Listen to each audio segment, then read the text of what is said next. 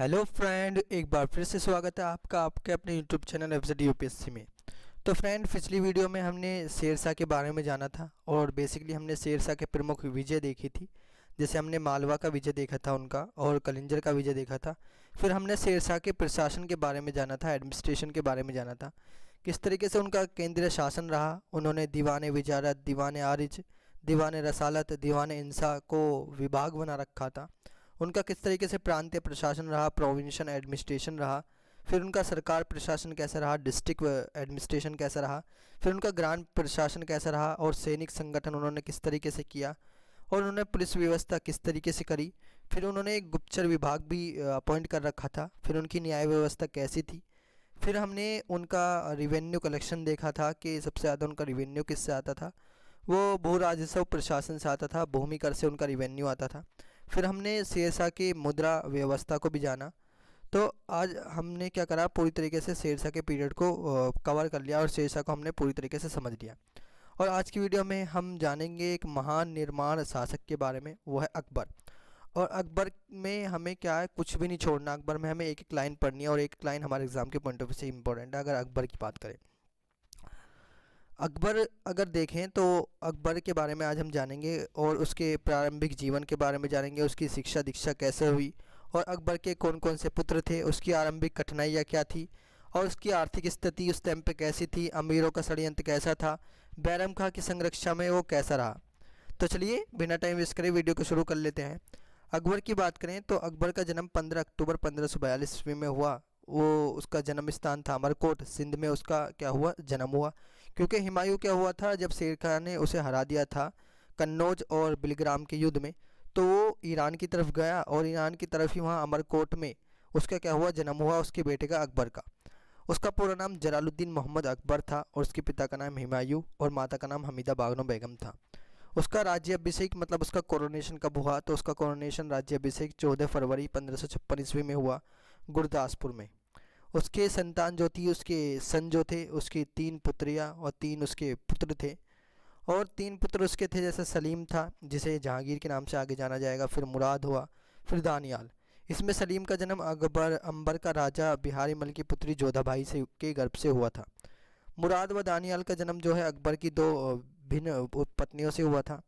अब उसकी 3 पुत्रियाँ भी थी, वो थी खानम सुल्तान, सुकरुन निसा बेगम व आरम बानो बेगम। उसका उत्तराधिकारी कौन था, तो सलीम जहांगीर उसका उत्तराधिकारी था, मतलब उससे नेक्स्ट लीडर कौन था, जहांगीर, वो उसका बेटा। जबकि 2 पुत्रों में मुराद की मृत्यु 1599 ईस्वी में तथा दानियाल की मृत्यु 1604 ईस्वी में अतिशय मदिरापन मतलब ड्रिंकिंग की वजह से हो गई थी। अब उसका प्रारंभिक जीवन कैसा रहा, तो अकबर का जो पूरा नाम था वो जलालुद्दीन मोहम्मद अकबर था। उसके पिता का नाम हुमायूं, माता का नाम हमीदा बानो बेगम, जिन्हें बाद में औपचारिक रूप से मरियम मकानी के रूप से में मान्यता दी गई। उसका जन्म 15 अक्टूबर 1542 में अमरकोट सिंध में हुआ। राणा बिरसाल नामक एक राजपूत सरदार के घर में हुआ। उस समय हुमायूं दिल्ली की सत्ता खोने के बाद, जैसे मैंने बताया ऊपर, हुमायूं दिल्ली की सत्ता खोने के बाद राणा बिरसाल के यहाँ शरण लिए हुआ था। पुत्र के जन्म के समय हुमायूं अमरकोट से दूर शाह हुसैन अरगुन के विरुद्ध ठट्टा और भक्कर अभियान पर था। उसी समय दर्दी बेग खान नामक उसके एक घुड़सवार ने उसे पुत्र जन्म का शुभ समाचार सुनाया। पुत्र के जन्म के समाचार सुनकर हुमायूं ने ईश्वर को धन्यवाद दिया तथा अपने साथियों के बीच कस्तूरी बांटकर उत्सव मनाया। किंतु दुर्भाग्यवश किसी बात पर मतभेद हो जाने के कारण राजपूत सैनिकों ने मुगलों का साथ छोड़ दिया। इसी बीच हुमायूं व शाह हुसैन अरगुन के मध्य संधि हो गई, जिसके अनुसार हुमायूं के सिंध छोड़ने का वचन दिया गया। फिर बदले में शाह हुसैन अरगुन ने हुमायूं को कुछ आर्थिक सहायता भी प्रदान की। 11 जुलाई 1543 ईस्वी को हुमायूं अपने शिशु अकबर, पत्नी हमीदा बानो बेगम और कुछ साथियों के साथ सिंध नदी पार कर कंधार की ओर प्रस्थान किया। वह कंधार की सीमा पर स्थित मस्तंग पहुंचा, जहां काबुल के शासक कामरान की तरफ से उसका छोटा भाई अस्करी शासन कर रहा था। कामरान ने अस्करी से हुमायूं को बंदी बनाने का आदेश दिया, अतः अस्करी हुमायूं पर आक्रमण करने की योजना बनाने लगा। हुमायूं की इसकी सूचना मिल गई, किंतु वह अपने भाइयों से युद्ध करना नहीं चाहता था। हुमायूं शुरू से क्या था, उदारवादी था। उसके फादर ने बाबर ने क्या कहा था कि बिल्कुल भी अपने भाइयों से क्या करना, मेल जोल ही रखना, उनसे लड़ाई मत करना। तो हुमायूं अपने भाइयों से कभी भी वो नहीं करना चाहता था, युद्ध नहीं करना चाहता था। अतः मस्तंग में ही उसने अपने शिशु अकबर को जीजी अंगा व माहम अंगा नामक दो दाइयों के संरक्षण में छोड़कर पत्नी हमीदा बानो बेगम व अन्य साथियों के साथ कंधार से ईरान की ओर प्रस्थान किया। अब उसकी प्रारंभिक शिक्षा कैसी हुई? तो जब अकबर 5 वर्ष का था तो हुमायूं ने उसकी शिक्षा दीक्षा का उचित प्रबंध किया। उसके लिए 2 शिक्षक उसने मीर मोहम्मद तथा बैरम खां, और मीर मोहम्मद और बैरम खां क्या है, बहुत इंपॉर्टेंट नाम है इस, अगर अकबर के पीरियड में देखें तो। और बैरम खां इसमें मोस्ट इंपॉर्टेंट नाम है, ये आगे जाके क्या है, विरुद्ध आएंगे इसके, अकबर के क्या करेंगे, विरुद्ध आएंगे। तो 2 शिक्षक उसने अपॉइंट किए हुमायूं ने अकबर के लिए, पीर मोहम्मद तथा बैरम खां को। किंतु अकबर को शिक्षा प्राप्त करने में कोई रुचि नहीं थी, मतलब वो पढ़ाई में उसका ज़्यादा लगाव नहीं था। उसकी अभिरुचि जो थी वो शिकार में, घुड़सवारी में, तीरंदाजी में, वो तलवार चलाने में थी। यद्यपि उसकी बुद्धि अत्यंत ही तीव्र थी, उसकी जो थी, जो उसकी मेंटलिटी थी वो बहुत अच्छी थी। उसका माइंड क्या था, पूरी तरीके से डेवलप था। उसने स्वच्छता से प्रसिद्ध सूफी कवि हाफिज एवं जलालुद्दीन रूमी की रहस्यवादी कविताओं को कंठस्थ कर लिया था। जब अकबर ने पढ़ाई की तरफ कोई ध्यान नहीं दिया तो हुमायूं ने आरंभ से ही उसे राजकाज के काम में लगा दिया। मतलब जब वो पढ़ाई की तरफ ध्यान नहीं दे रहा तो फिर हुमायूं के पास एक ही काम बचा, उसे राजकाज में लगा दिया। जब वह मात्र 9 वर्ष का था तो 1551 ईस्वी में गजनी के राज्यपाल के रूप में पहली बार उसे औपचारिक दायित्व सौंप दिया गया। अकबर ने यहाँ अपनी प्रतिभा का परिचय दिया। लगभग इसी समय उसके चाचा हिंदाल की पुत्री रुकैया बेगम के साथ उसका विवाह हुआ। तो ये सबसे पहला विवाह था अकबर का, जो उसके चाचा हिंदाल की पुत्री रुकैया बेगम के साथ हुआ। 22 जून 1555 ईस्वी में सरहिंद के युद्ध में भी अकबर ने हुमायूं का साथ दिया था। तो सरहिंद के युद्ध में जो शेर शाह के साथ लड़ा गया था हुमायूं का, उसमें अकबर ने हुमायूं का साथ दिया था। हुमायूं का साथ अकबर ने भी दिया था। यहाँ भी वह अपनी सैनिक प्रतिभा का परिचय दिया। सरहिंद के युद्ध में अकबर की बहादुरी से हुमायूं बहुत प्रसन्न हुआ और उसे सरहिंद विजय का श्रेय दिया। दिल्ली की गद्दी पुनः प्राप्त करने के बाद हुमायूं ने अकबर को अपना उत्तराधिकारी घोषित किया। मतलब हुमायूं ने क्या कर दिया, दिल्ली की गद्दी जैसी उसे मिली तो इसने अपना सेकंड लीडर जो है वो अपना बेटा अकबर को कर दिया। उसे पंजाब के सूबेदार बनाया और बैरम खां को उसका संरक्षक नियुक्त कर दिया। अब उसका राज्याभिषेक हुआ अकबर का।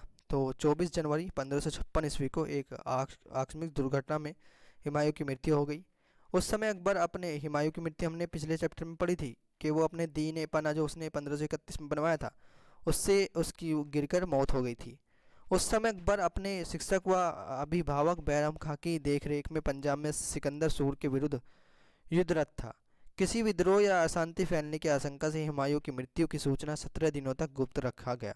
ये इंपॉर्टेंट है कि 17 दिनों तक हुमायूं के बारे में अकबर को क्या था, बिल्कुल भी पता नहीं था कि हुमायूं की मौत हो गई है। दिल्ली के सिंहासन पर अकबर की औपचारिक घोषणा किए जाने तक मुल्ला बेगसी नामक एक व्यक्ति को, जिसकी आकृति हुमायूं से मिलती जुलती थी, शाही लिबास पहनाकर महल की छत से जनता के दर्शन कराए जाते थे। मतलब कितना वो किया गया था कि मुल्ला बेगसी एक नामक, बिल्कुल जो अकबर की हुमायूं की तरह दिखता था, उसको 17 दिन तक ऐसे ही दर्शन करवाए गए, उसके ही दर्शन करवाए गए पब्लिक को। मतलब हुमायूं तो मर चुका था, लेकिन जो जिससे जो कंडीशन बेकार ना हो राज्य की, इसकी वजह से एक मुल्ला बेगसी नामक एक व्यक्ति को जो उसकी तरह ही दिखता था उसको इस पे रखा, मतलब उसको शासक बनाया। अकबर को अपने पिता हुमायूं की मृत्यु का समाचार 14 फरवरी 1556 ईस्वी को गुरदासपुर के कालानौर नामक स्थान पर प्राप्त हुआ। इसी स्थान पर बैरम खान ने अकबर का राज्याभिषेक किया। उसी समय उसकी आयु जो थी मात्र 13 वर्ष 4 महीने थी। मतलब इतनी कम एज में वो राजा बन गया अकबर। दिल्ली में उसके नाम का खुतबा पढ़ा गया। इस अवसर पर अकबर ने शाह की शाही खिताब धारण किया तथा बैरम खां को खाने खाना की उपाधि दी। तो बैरम खां को वो किस चीज़ की उपाधि दे रहा है? खाने खाना। खाने खाना का मतलब क्या होता है? खानों का खान, खानों का खान, खाने खाना। ये बहुत बड़ी उपाधि है। और अपना वकील सल्तनत अथवा प्रधानमंत्री भी नियुक्त किया। अब उसको लेकर आरंभिक कठिनाइयाँ क्या थी अकबर के सामने? जब वो राजा बना तो कुछ आरंभिक कठिनाइयाँ भी हुई होंगी। तो जिस समय अकबर गद्दी पर बैठा तो उसके समक्ष अनेक राजनीतिक व आर्थिक कठिनाइयाँ थी, जिसमें सबसे पहली थी राजनीतिक जो स्थिति थी। 1556 में जब अकबर दिल्ली की गद्दी पर बैठा, उस समय मुगल साम्राज्य की जो राजनीतिक स्थिति वो सुदृढ़ नहीं थी। मुगल सत्ता दिल्ली और आगरा तक ही सिर्फ सीमित थी। मतलब जो पॉलिटिकल एक्सटेंशन था, जो जियोग्राफिकल एक्सटेंशन था लैंड का, वो पूरी तरीके से नहीं था। सिर्फ दिल्ली और आगरा ही मुगल्स के हाथ में था, क्योंकि एक सूर्यवंश बीच में आया था जिसने पूरा मुगल्स को ख़त्म कर दिया था। उसने सेकंड जो अफ़गान शासक था उसको बिल्कुल डिक्लेयर कर दिया था, और 15 साल तक भी उसने शासन किया था। पंजाब में मुगलों की स्थिति जो थी संतोषप्रद नहीं थी। भारत के बाहर मुगल साम्राज्य के अंतर्गत सिर्फ काबुल, बदकशा और कंधार थे। काबुल पर अकबर के सौतेले भाई हुमायूं की पत्नी मानचुच बेगम से उत्पन्न मिर्ज़ा मोहम्मद हकीम मुनीम खां के संरक्षण में शासन कर रहा था, तथा बदकशा पर मिर्ज़ा सुलेमान का अधिकार था। हुमायूं की मृत्यु के बाद मिर्ज़ा सुलेमान अपने को स्वतंत्र घोषित किया। कंधार पर ईरान के शाह की नज़र थी, अतः मध्य एशिया से जो अकबर को सहायता की उम्मीद नहीं थी, बिल्कुल भी मध्य एशिया से उसे पूरी तरीके से क्या था, पूरी तरीके से उसे हटा दिया गया था। अब आर्थिक स्थिति कैसी रही, तो अकबर के सिंहासन रोपण होने के समय मुगल साम्राज्य की जो आर्थिक स्थिति वो अत्यंत दयनीय थी, मतलब अच्छी नहीं थी। राज्य की सीमा संकुचित होने के समय जो आय का स्रोत था वो बहुत कम हो गया था, क्योंकि राज्य क्या हो गया था, एक्सटेंशन रुक गया था, तो जिसकी वजह से जो टैक्स वगैरह थे वो बिल्कुल कम आ गए थे। राजकोष जो था बिल्कुल रिक्त पड़ा था, जो उनका मनी की जैसे गुल्लक बोल सकते हैं, वो पूरी तरीके से क्या थी, खाली थी। लगभग इसी समय जो दिल्ली, आगरा और बयाना के आसपास के क्षेत्र भीषण अकाल में व प्लेग की चपेट में आ गए थे। एक बीमारी आ गई थी जिससे पूरा राजकोष क्या था, खाली हो गया था, उसमें सारा पैसा लग गया था, जिससे जनसाधारण की हालत और भी पूरी कष्टप्रद हो गई। फलस्वरूप प्रशासनिक तंत्र बुरी तरह से ठप हो गया। अब अमीरों का षड्यंत्र रचा गया इसको लेकर। तो अकबर में आरंभ में क्या हुआ, अकबर को अपने संबंधियों अमीरों के षड्यंत्र का भी सामना करना पड़ा। अकबर का सौतेला भाई मिर्ज़ा मोहम्मद हाकिम, जो काबुल का प्रशासक था, अपनी महत्वाकांक्षी माता शुचुक बेगम और अभिभावक मुनीम खां के संरक्षण में अपने आप को स्वतंत्र घोषित कर रहा था, तथा कुछ असंतुष्ट मुगल अमीरों के सहयोग से दिल्ली की गद्दी पर अधिकार करना चाहता था। इसके अतिरिक्त शाह अबुल माली, जो हुमायूं का अत्यंत ही विश्वासपात्र व्यक्ति था, हुमायूं को फर्जंद पुत्र कहकर पुकारता था, वो भी राजसत्ता की अपेक्षा कर रहा था।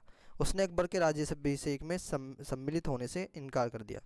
अब बैरम खां का संरक्षक, ये बहुत इंपॉर्टेंट है, मतलब बैरम खां ही राज कर रहा था मोस्टली, तो अगर देखें, क्योंकि अकबर की क्या थी उस टाइम पे बहुत कम एज थी जब उसे गद्दी पर बिठाया गया, 13 वर्ष 4 महीने का था वो। तो बैरम खां का संरक्षण में वो रहा 1556 से 60 के बीच में। 1556 से 60 के बीच में तक का काल जो है बैरम खां की संरक्षक का काल है। इस अवधि में अकबर ने बैरम खां के संरक्षण में शासन किया, क्योंकि वह क्या था, अल्पायु में गद्दी पर बैठा था। बैरम खां करा कुइल तुर्क, फारसी और शिया मत का एक अनुयायी था, ये एक शिया था। उसका जन्म बदखशा तथा शिक्षा दीक्षा बल्क में हुई थी। वह एक अप्रवासी के रूप में आजीविका की खोज में भारत आया तथा हुमायूं के एक साधारण सिपाही के रूप में अपनी सेवा शुरू की। उसने अपनी कर्तव्य परायणता व स्वाभाविकता के कारण वह शीघ्र ही हुमायूं का विश्वास पात्र बन गया। युद्ध के मैदान से लेकर दुर्दिन तक वह ईमानदारी पूर्वक हुमायूं का साथ दिया। उसकी सेवाओं से प्रभावित होकर हुमायूं ने उसे खान बाबा, हुमायूं क्या कहते थे, उसे खान बाबा कहते थे। सरहिंद विजय जो हुई थी 1545 ईस्वी के पश्चात, हुमायूं ने अकबर को युवराज तथा बैरम खां को उसका संरक्षक नियुक्त किया। बैरम खां ने अकबर को आरंभिक समस्याओं से उभरने में सहायता की तथा मुगल साम्राज्य को विस्तृत करने में महत्वपूर्ण भूमिका निभाई। इसके अतिरिक्त उसने अकबर की चचेरी बहन सलीमा बेगम से विवाह कर राजवंश से पारिवारिक क्या कर लिया, संबंध स्थापित कर लिया। अतः अकबर के संरक्षण एवं सर्वोच्च प्रशासन के रूप में बैरम खां की शक्ति अत्यंत क्या हो गई, पूरी तरीके से बढ़ गई। अब हमने आरंभिक कठिनाइयाँ जो हुई थी अकबर की वो सब देख ली, बैरम खां का संरक्षण देख लिया। अब नेक्स्ट वीडियो में हम अकबर के क्या पढ़ेंगे, युद्ध पढ़ेंगे। जैसे पानीपत का युद्ध हो गया, वो हेमू से युद्ध लड़ेगा, जो पानीपत का लड़ेगा। फिर वो सूर्यवंश का अंत फिर होगा, फिर बैरम खां का पतन होगा, फिर बैरम खां के विरुद्ध षड्यंत्र रचा जाएगा, फिर बैरम खां भी विद्रोह करेगा, और फिर पर्दा शासन आएगा। नेक्स्ट वीडियो में हम सब इन सबको जान लेंगे।